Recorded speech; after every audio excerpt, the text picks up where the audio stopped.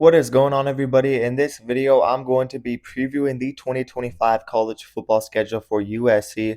I'm going to go through every single game on their schedule for 2025 and predict their record. I'm very excited to get into talking about this USC football program because I think there is massive potential to even make the playoffs next season if they put it all together. When you look at who they have back and where that coaching staff is, I think there's a lot of great things going for this team.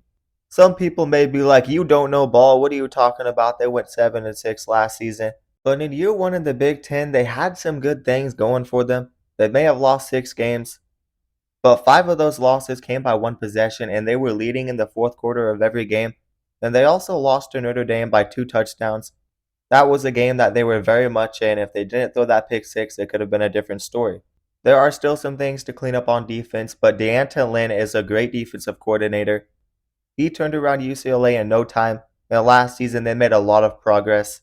This is a team recruiting at a high level for the future, and they have a top class in 2026 for recruiting. They have some momentum heading into next season. They won 3 of their last 4 games. Their only loss was to Notre Dame, and they beat an SEC school in Texas A&M in their bowl game.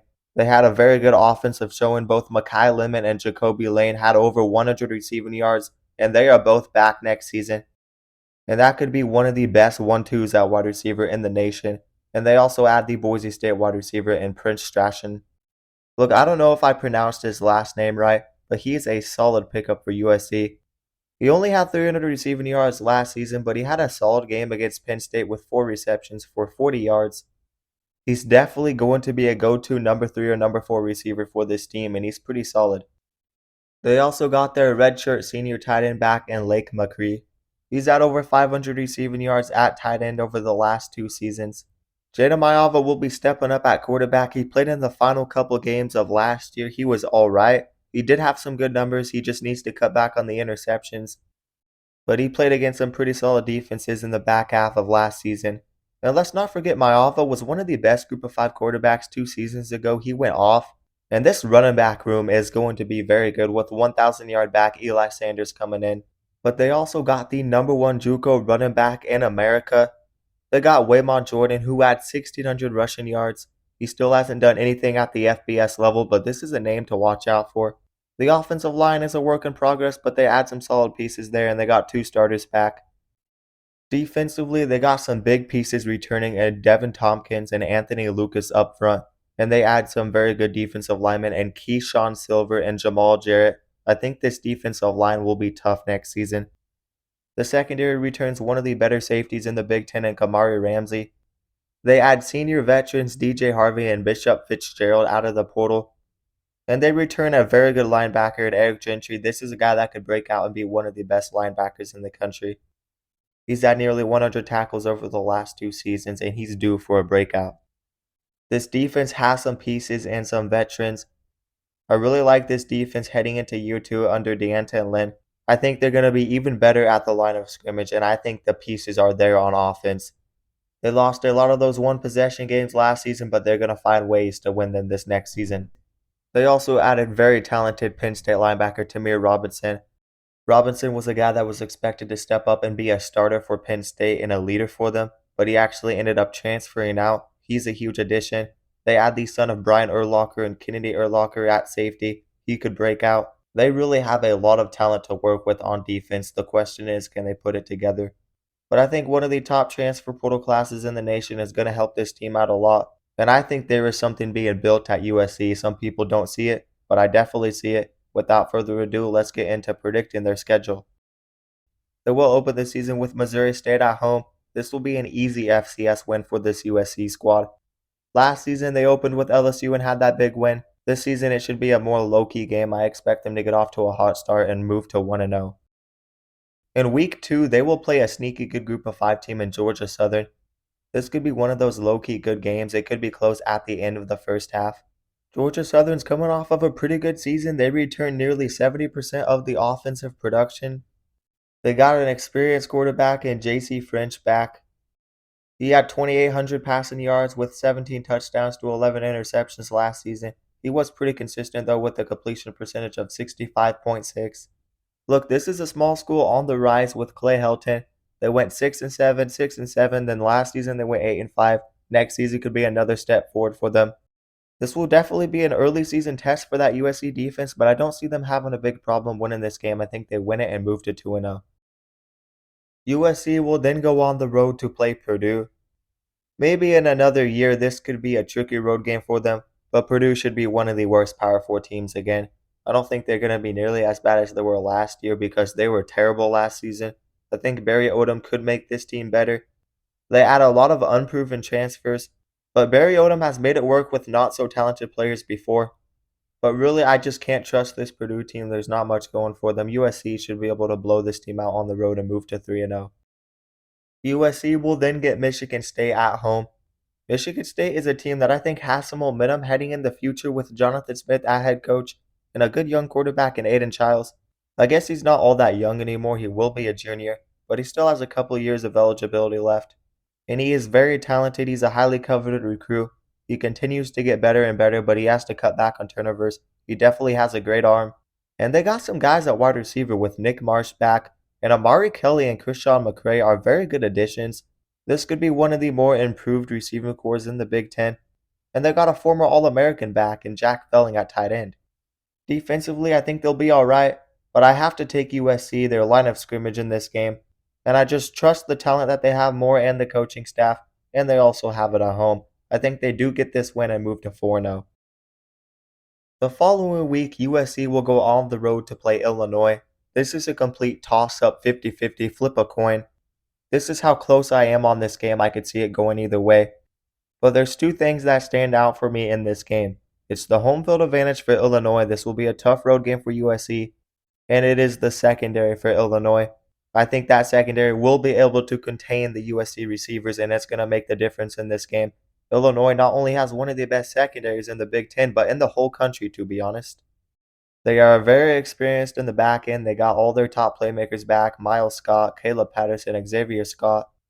They should also have a pretty good front seven as well, and they got some guys on offense enough to get this win at home. So I do think USC will drop their first game and move to 4-1. Off of the bye week, USC will host Michigan at home, and this is really a must-win game for USC. I do believe that, because last season they really should have beat Michigan. They had it on the road. They had everything going their way. USC really controlled the game, but they had some bad games, and they just got wore down by that Michigan defense. Michigan was just a tougher team at the line of scrimmage last season, but with more work being made on the offensive line and the defensive line, and more talent coming in for USC, they have this game at home. I think they will get their revenge. I'm not quite on the Michigan bandwagon. I still think they're another season from being a playoff team. I understand the hype with Bryce Underwood, but he's only a true freshman, and he doesn't have like elite receivers or anything crazy. And they lose some big-time defensive linemen and also Will Johnson in the back end, a guy that really helped them beat USC last season. So I am going to take USC at home in this game. I think they will bounce back from the Illinois loss. I think they win this game and move to 5-1 off of the bye week. The next week, though, they will have to go to Notre Dame, and this will definitely be a tough road game, especially coming off of a brutal test against Michigan at home. That game is going to probably test them at the line of scrimmage. It's probably going to wear them down a bit, and then the following week, they have to play against a Notre Dame team that should be one of the best in the country. They should have a very good offensive line and defensive line once again, and I could see them being even better. I understand they lost some NFL talent. They lost their quarterback in Riley Leonard, but they upgraded their receiving room. They are going to have a very good offensive line once again, one of the best in the country. And they got both their good backs, especially Jeremiah Love. He could be the best running back in the nation. Leonard Moore is one of the best secondary players in the country. This is a Notre Dame defense that should be elite. They really don't lose that much like people think they do. They really return a lot. And I really like this Notre Dame team. I think they're a legit national title contender, and I trust that coaching staff with Marcus Freeman. I like this USC team, but this one's just going to be too tough for them. I think they drop it and move to 5-2. Off of the bye week, they will go to Nebraska, and I do think this is USC's game to win as well. They beat Nebraska last season pretty comfortably at home. And next season, Nebraska does have some question marks on defense. They lost Tony White. They should have a pretty solid defense and a good secondary, but USC has one of the top receiving corps in the Big Ten. And I think the turnover of Tony White on the defense could definitely cost them this game. And I don't think they have the same level of offensive talent like USC. Like I said, I'm really liking this USC team. They lost so many one possession games, and the pieces are there for next season. I like Nebraska and where they're heading to, but when I look at the overall talent, I think this is USC's game to win. It's off of a bye week as well. Even on the road, I trust them to win this game and move to 6-2. The following week, they will get a break from some good competition. They play Northwestern at home. Northwestern should be one of the worst teams in the Big Ten, like always. I do think this is one of their more talented offenses in a minute, with Preston Stone and some decent receivers. Griffin Wild and Chase Farrell are some good additions, and they got Cam Porter back. The defense has been consistent. Maybe this is a team that competes for 5 to 6 wins. But again, the talent is just not there. USC has this game at home. They will win it no problem and move to 7-2. The following week, they will play Iowa at home. Now look, Iowa's defense is just not the same as it was 2 years ago. It took a step back last season. I could see it taking another step back this season. They return less than 50% of the defensive production.